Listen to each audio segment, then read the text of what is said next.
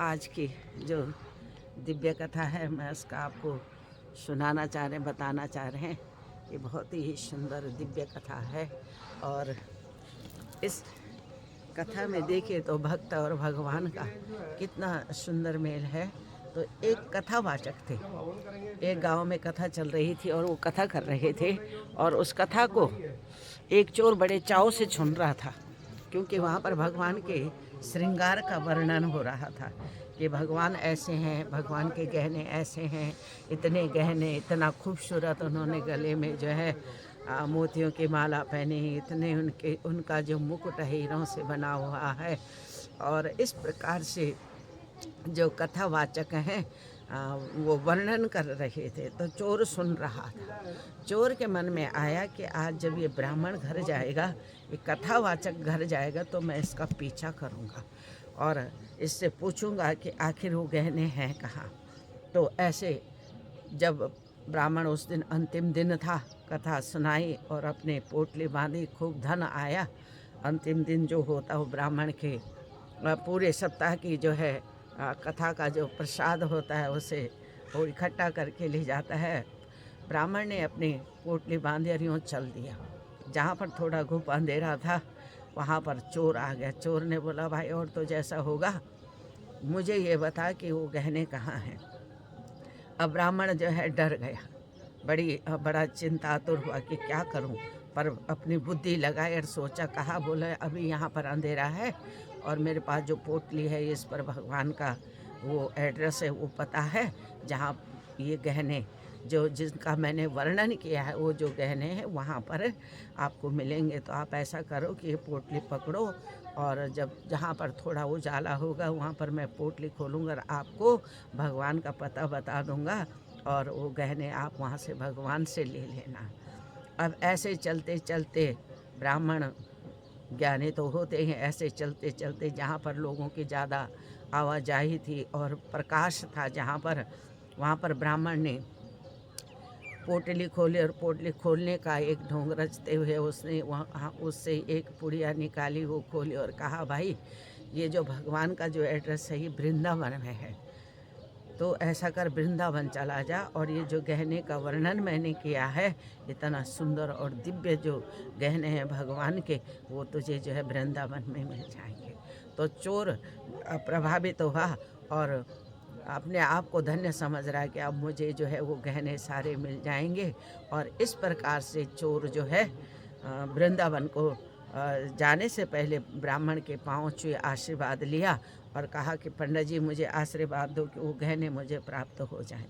ऐसे जाते जाते चोर जो है जा रहा है और जहाँ जहाँ बिहारी लाल के, वहाँ के बिहारी के जहाँ जहाँ मंदिर पड़ते वहाँ वहाँ जा रहा है और सब जगह उन गहनों को ढूंढ रहा है जिनका इतना दिव्य और भव्य वर्णन जो है कथावाचक ने किया, ब्राह्मण देवता ने किया। ऐसे जाते जाते हजारों मंदिरों में गए, हजारों मंदिरों में जो है भगवान के गहने ढूंढ रहा है और रात्रि हो जाती है तो वहीं चढ़ा हुआ प्रसाद लेकर उस प्रसाद को खाता और वहीं शयन करता। ऐसे करते करते हजारों मंदिर के दर्शन हो गए। वृंदावन जाते जाते अब बिहारी बड़े प्रसन्न हो गए कि ये जो चोर है मेरे गहने के लिए आ रहा है, बेचारा दर दर भटक रहा है। अब बिहारी जैसे जैसे चोर जो है वृंदावन पहुंचा तो जो है बिहारी का जो हृदय है, भगवान का जो हृदय सकोमल है, सुकोमल है और भगवान हृदय से उसको साधुवाद कर रहे कि ये तो पूरा ही भक्त बन गया है। बिना ये लोग तो सुबह प्रातः दर्शन करते, परंतु ये तो रात्रि भर भी मेरे मंदिरों में रहता है, जागरण कर रहा है और प्रसाद प्राप्त करता है और उसी प्रसाद को प्राप्त करके ये सोता है। तो जो है भगवान जो है बड़ी मुस्कुराहट में मुस्कुरा रहे हैं, वो तो लीलाधारी हैं, लीला कर रहे हैं गोविंद। और चोर जो है यूँ वृंदावन में हजारों मंदिर में चला गया, जहाँ भी जाता वहाँ बिहारी दिखता। अब रास्ते में चलते चलते भी बिहारी दिख रहा है, कभी बाल रूप में है, कभी गायें चुगा रहे, कभी कुछ कर रहा है। भगवान बोल रहे हैं कि ये चोर मेरे गहने ले क्यों नहीं रहा, मैं इसके सामने हुई, दर दर भटक रहा है, मंदिर मंदिर भटक रहा है, क्यों भटक रहा है मंदिर मंदिर, जब मैं इसके सामने हूँ तो इसको तो मेरे गहने लेने चाहिए। ऐसे जाते जाते जो है चोर हजारों मंदिर में घूम रहा है। तब भगवान एक बार उसके सामने ही आ जाते और कहते हैं कि मैं तो तेरे सामने हूँ, सारे जो जेवर हैं, जो गहने मैंने पहने हैं, ले ले, तुझे कितने चाहिए। अब जब चोर ने देखा कि भगवान तो इतना हृदय परिवर्तित हो गए, क्योंकि गोविंद के पीछे जो दौड़ता है, जो चोरी के भाव से दौड़े, ठगने के भाव से जोड़े, कैसे भी दौड़े, पर अगर दौड़ गोविंद के पीछे रहा है तो उसकी प्रगति निश्चिंत है, सुनिश्चित है। और यह चोर जब जा रहा है, अब उसका मन परिवर्तित हो गया, गोविंद के चरणों में पड़ गया। अब गोविंद से ऐसी बात कर रहा है जैसे मित्र से बात करता है। बोले गोविंद मैं तेरे गहनों, गोविंद कह रहे नहीं तो गहने ले जा, मेरे पास बहुत सारे, देख मैं इतने। गोविंद ने सारे स्वरूप दिखाए, बालपन से लेके और जो है प्रौढ़ अवस्था के स्वरूप दिखाए, और कहा देख मेरे पास भांति भांति के जेवर हैं, भांति भांति के गहने हैं, तो जो तेरी मर्जी है, जितनी तेरी मर्जी है ले जा ले। अब जो है चोर जो है गदगद हो गया, क्योंकि भगवान की जब कृपा होती है ना तो कोई कैसा भी हो। कहने का तात्पर्य ये है कि भगवान के प्रति दौड़ने से भगवान सुनिश्चित तरीके से प्राप्त हो जाते। अब चोर भगवान के श्री चरणों में दंडवत लगा रहा है और कह रहा है, प्रणाम कर रहा है, हे प्रभु ये चोर की आपने गति और मति को बदल दिया। भगवान अत्यधिक प्रसन्न हो रहे, मुस्कुरा रहे हैं। बोले यार तू गहने ले जा, मित्रवत भाव से बोल रहे, तू गहने ले जा, तू ले जा। तो जिसके लिए इतनी दूर आया, पूरा आधा जीवन तूने इन गहनों में ढूंढने में लगा दिया।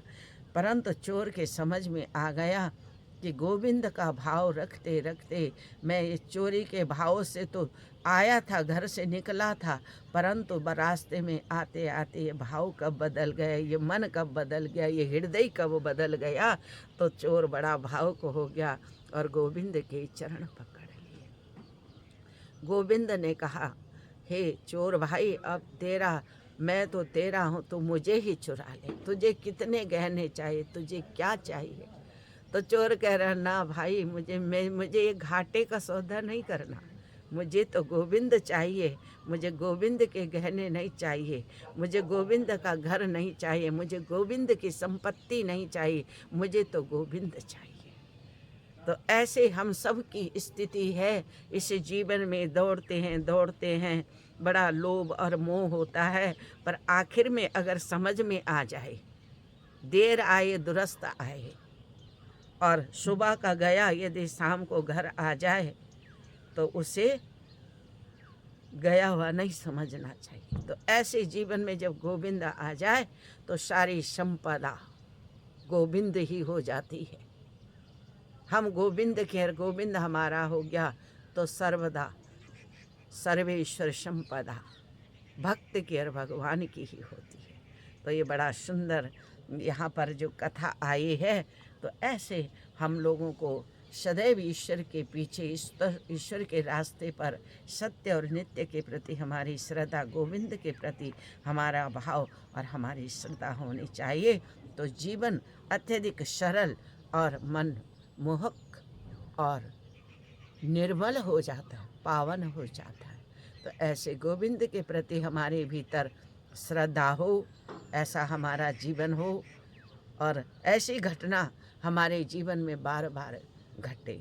अब हम कभी जिद करते हैं कि नहीं, हमारी कोई शर्त नहीं, गोविंद आते हैं, बैठते हैं, उठते हैं, बातचीत करते हैं, हर भाव में, हर क्षण, हर घड़ी है। जब भी थोड़ा मन से याद कर दिया तो वो प्रकट अवस्था में है, परंतु कहीं ना कहीं अभी भी कोई कमी होगी जो सीधे अब हम उनसे बोलते हैं कि ऐसे आकर के बगल में हमारे सिरहाने सो के, हमारे सिरहाने बैठ करके, हमारी गोद में बैठ करके काम नहीं चलेगा। एक दिन हमारे साथ भोग लगाओ, भोजन करो, ये प्रसाद पाओ और हम आपके चरण धुलें, हम आपके हस्त धुलें, हस्त प्रक्षालन करें, हम आपको चंदन लगाएं, आप हमसे बातचीत करो, ऐसे चर्चा करो कि हमारा भी उद्धार हो जाए।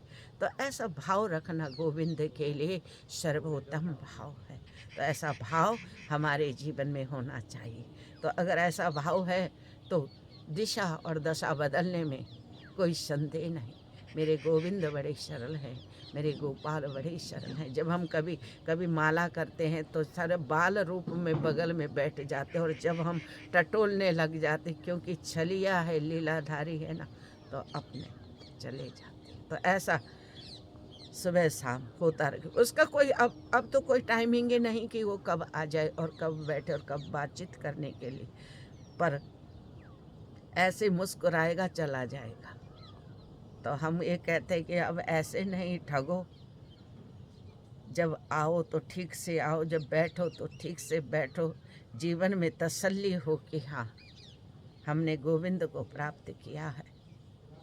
और ये सुनिश्चित है जब भगवान को प्राप्त करने का हम निर्णय लेते हैं, संकल्प लेते हैं, तो गोविंद भी संकल्प लेता है कि मैं अपने भक्त को अवश्य प्राप्त करूँगा।